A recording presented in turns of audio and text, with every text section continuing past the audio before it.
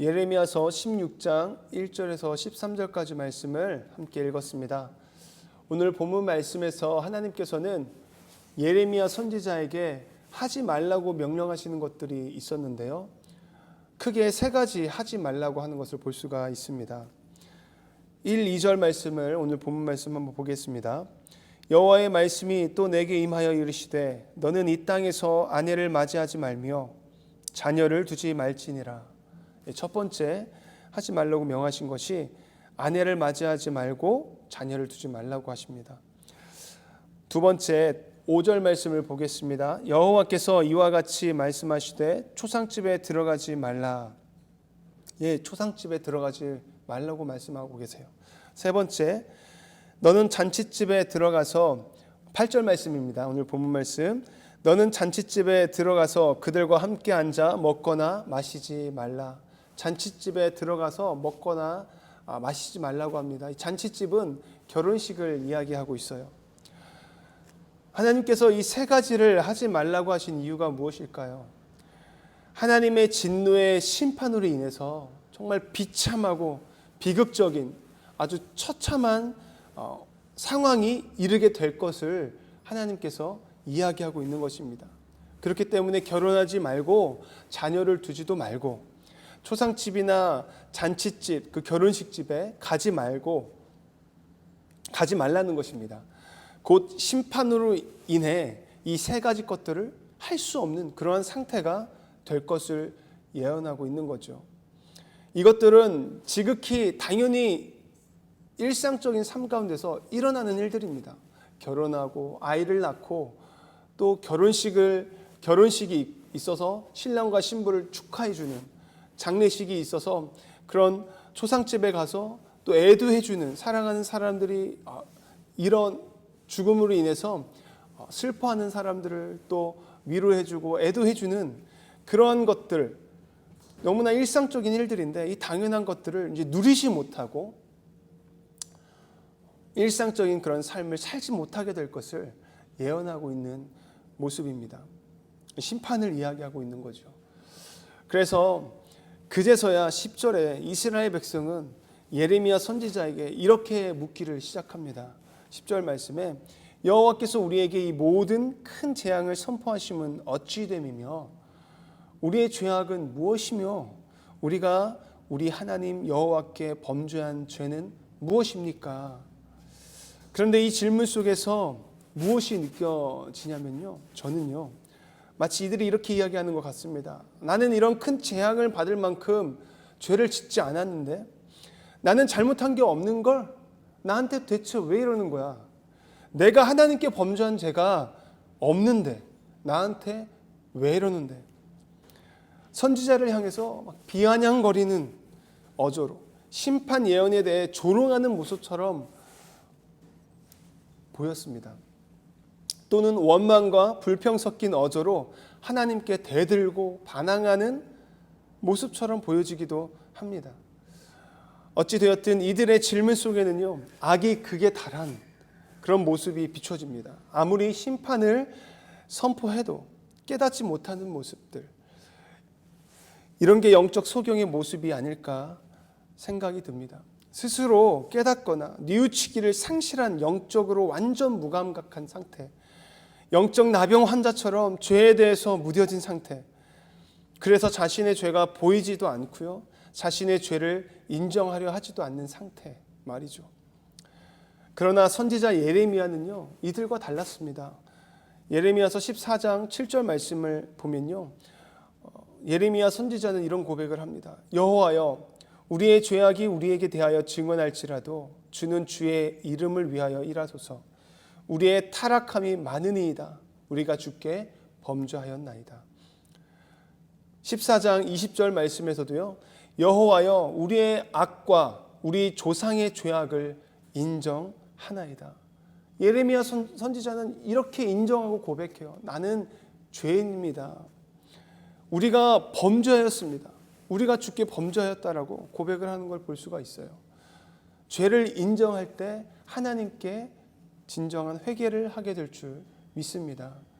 하나님의 은혜는요, 어디서부터 시작하냐면요, 내가 죄인인 것을 인정하고 이 죄를 해결받기 위해서 하나님께 찾아가고 하나님께 나아가는 상태가 될 때, 하나님 앞에 회개할 때 우리에게 구원이 임하고 은혜가 임하게 될 줄 믿습니다. 내가 병이 있음을 인지할 때 우리는 무엇을 하죠? 병원을 갑니다. 병원에 가서 의원에게 달려가 진료를 받고요. 그 질병의 원인을 안 다음 그 병을 치료받죠. 그때 비로소 우리는 질병으로부터 자유함을 누릴 수 있게 됩니다.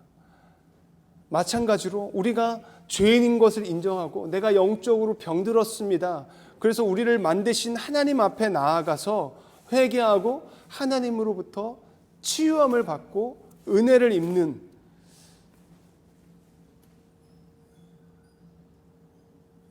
마치 물건이 고장나면요, 그 물건을 만든 회사로 찾아가서 애프터 서비스를 받듯이, 그래서 그 고장난 물건이 다시 고침을 받아서 제대로 사용될 수 있는 것처럼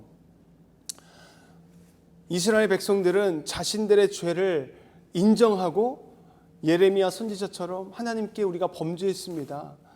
하나님 나를 불쌍히 여겨주시고 긍휼히 여겨주십시오. 하나님 앞에 나아가 죄를 회개했어야 했습니다.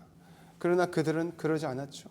자신의 죄가 무엇인지도 모르고 죄를 안 지었다라고 이야기하는 것을 볼 수가 있습니다. 이스라엘 백성의 그 비아냥거리는 원망과 불평 섞인 어조로 하나님 앞에 이렇게 질문할 때에 하나님께서 이렇게 답하는 것을 볼 수가 있습니다. 11절 말씀에 너는 그들에게 대답하기를 여호와께서 말씀하시되 너희 조상들이 나를 버리고 다른 신들을 따라서 그들을 섬기며 그들에게 절하고 나를 버려 내 율법을 지키지 아니하였음이라. 지금 이스라엘 백성들의 조상에 대해서 이야기하고 있죠. 그 조상들은 어떠했는지 이야기하고 있어요. 그 조상들이 하나님을 버리고 다른 신들을 따라 섬기고 하나님의 법을 지키지 아니했다라고 말씀하고 있어요. 근데 그 이후의 말씀을 보니까요, 그러나 너희는 너희 조상과는 다르다. 달라서 정말 나를 잘 섬겼고 정말 나의 법을, 율법을 잘 지켰다라고 하나님께서 그들을 인정해 주는 모습이 아니라, 다르긴 다른데 어떻게 달랐냐면요, 그런데 너희는 너희 조상보다 더하다라고 이야기하고 있습니다. 이것이 그들을 향한 하나님의 정확한 평가였습니다. 그래서 하나님이 13절에 약속의 땅에서 쫓아내실 것이라고 이야기하고 있고요, 그들의 조상들이 알지 못하던 땅에 이르게 할 것이라고 말하고 있습니다. 그리고 그 땅에서 주야로 다른 신들을 섬기게 될 것이라고 말씀하고 있어요. 포로로 끌려갈 것이고 그 끌려간 땅에서 이방 나라에서 이방들이 섬기는 그 신들을 섬기게 될 것이다. 우상을 섬기며 살게 될 것이라는 것이죠. 그리고 이렇게 하신 이유가 무엇인지 하나님께서 정확하게 이야기해 주시는데요. 내가 이렇게 한 이유는 내가 너희에게 은혜를 베풀지 아니함이라 하셨다 하라. 하나님께서 은혜를 베풀지 아니함으로 너희가 포로가 될 것이고 이 이방의 나라에 끌려가서 그들이 섬기는 신을 섬기는, 우상을 섬기는 삶을 살게 될 것이라는 거예요. 그 이유가 하나님이 은혜를 베풀지 않았기 때문에. 이것은 매우 중요한 것입니다. 여러분, 은혜를 베풀지 않는다는 것은 하나님이 그냥 내버려 두신다는 것을 의미하는 거죠. 네가 하고 싶은 대로 그냥 놔둔다는 것입니다. 로마서 1장 28절 말씀을 보니까요, 또한 그들이 마음에 하나님 두기를 싫어하며 하나님께서 그들을 그 상실한 마음대로 내버려 두사 합당하지 못한 일을 하게 하셨으니, 하나님께서 내버려 두신다라고 합니다.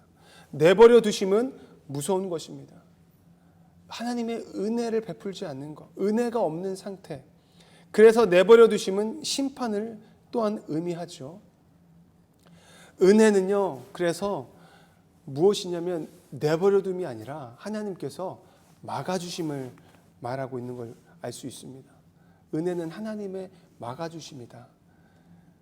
무슨 이야기냐면요, 내 마음이요 죄악을 향해서 막 달려갈 때에 차라리 하나님께서 교통사고라도 내주셔서 그 죄악을 향해 달려가는 것을 막아주시는 은혜, 이게 막아주심의 은혜라고 할 수 있는 거죠.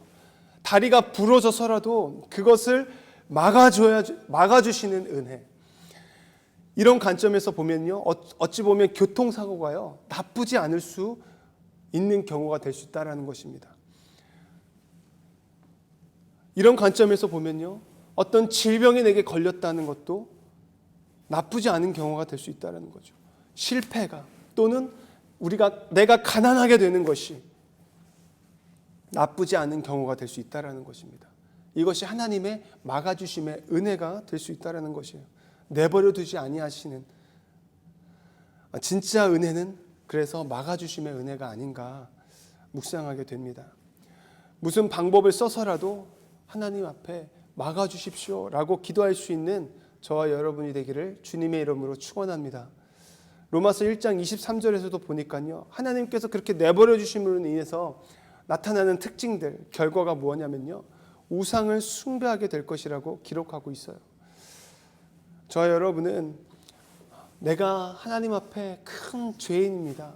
내가 하나님 앞에 범죄했습니다. 하나님 앞에 회개하며 하나님 앞에 달려나아가 하나님 앞에 엎드려 회개할 수 있는 저와 여러분이 되었으면 좋겠습니다. 그래서 하나님의 그 막아주심의 은혜를 경험할 수 있는 이 새벽, 그런 은혜를 경험할 수 있는 저와 여러분이 되기를 간절히 원합니다. 기도하시겠습니다. 사랑과 은혜가 풍성하신 하나님 아버지, 오늘도 생명의 말씀을 통해 붙잡아야 할 말씀을 주심을 감사드립니다. 오늘 기도하며 나아갈 때에 나의 죄가 하나님 앞에서 발각되어지고 깨달을 수 있는 은혜가 있게 하여 주시옵소서. 그래서 주님 앞에 정직하게 나의 죄를 인정하고 하나님께 회개하며 나아가기를 원합니다. 하나님을 경외하는 인생이 되게 하여 주시옵소서. 그래서 죄 짓는 것을 두려워하게 하여 주시옵소서. 헌담이나 거짓말, 음란, 욕심, 내 안에 있는 수많은 교만함들, 하나님의 말씀이 기준이 되는 삶을 살게 하여 주시옵소서. 하나님의 내버려 두심이 아니라 하나님의 막아주심의 은혜가 저희들에게 임하게 하여 주시옵소서. 이 시간 기도하며 나아갈 때에 하나님의 거룩한 임재와 사랑 안에 더욱 깊이 들어가는 시간 될 수 있도록 성령님 인도하시고 붙들어 주시옵소서. 예수님의 이름으로 기도드립니다. 아멘.